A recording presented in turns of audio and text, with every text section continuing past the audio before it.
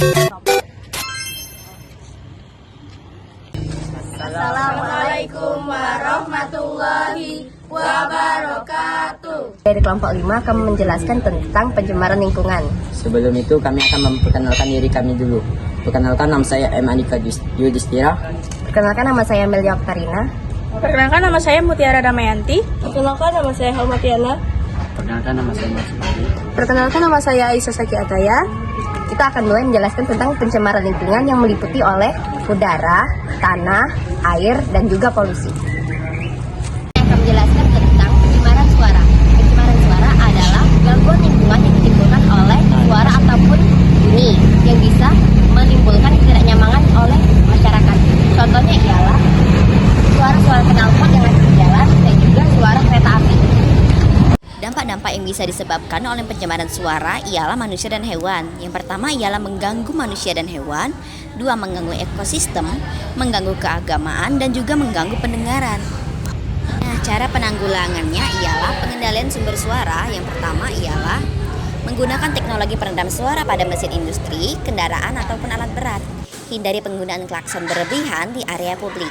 Pilih alat elektronik atau kendaraan yang memiliki tingkat kebisingan yang lebih rendah. Selanjutnya, pencemaran air.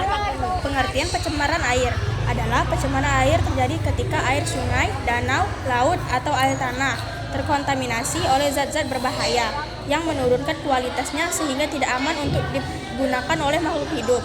Penyebab utama pencemaran air meliputi limbah industri, limbah rumah tangga, pertanian intensif, dan tumpahan minyak. Selanjutnya, dampak pencemaran air. Pertama, terhadap lingkungan. Kerusakan habitat makhluk hidup air seperti ikan, plankton, dan terumbu karang.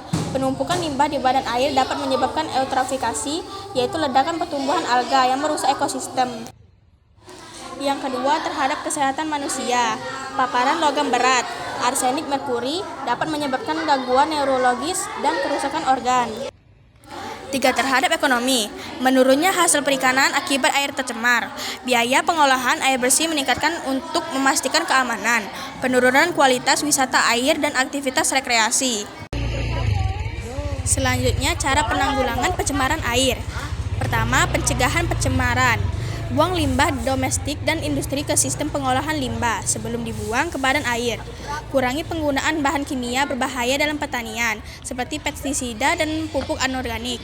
Gunakan teknologi ramah lingkungan seperti biofilter untuk members. Selanjutnya, pengertian pencemaran tanah.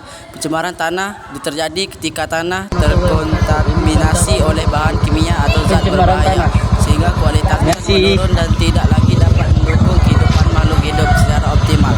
Penyebab utama pencemaran tanah meliputi limbah domestik, limbah industri, pertanian, berlimbahan, dan pembangunan, sampah dan tidak terkontrol. Penanggulangan pencemaran tanah. 1. Pencegahan pencemaran. Hindari pembuangan limbah sembarangan. Terapkan sistem pengolahan limbah yang baik seperti daur ulang dan pengomposan. Gunakan pupuk organik dan pestisida alami untuk mengurangi dampak bahan kimia. Tanah tercemar dengan tanah yang bersih, biasanya untuk kontaminasi berat. 3. Peraturan dan penegakan hukum. Terapkan undang-undang yang ketat tentang pengolahan limbah. Berikan sanksi kepada pihak yang melanggar regulasi lingkungan. 4. Peningkatan kesadaran masyarakat. Edukasi tentang pentingnya menjaga kebersihan tanah.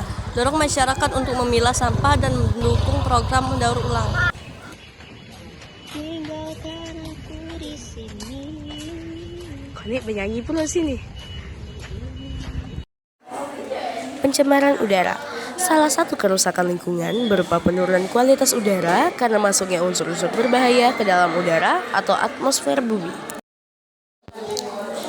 Dampak pencemaran udara dari asap kendaraan, kabut asap, asap pabrik, dan asap rokok, dan lain-lain. Bisa memicu terjadinya gangguan pernapasan seperti asma, ispa, dan paru-paru. Cara mengatasinya: 1. Mengurangi penggunaan kendaraan bermotor. 2. Mengurangi pembakaran sampah. 3. Menanam pohon. 4. Menggunakan pembersih udara.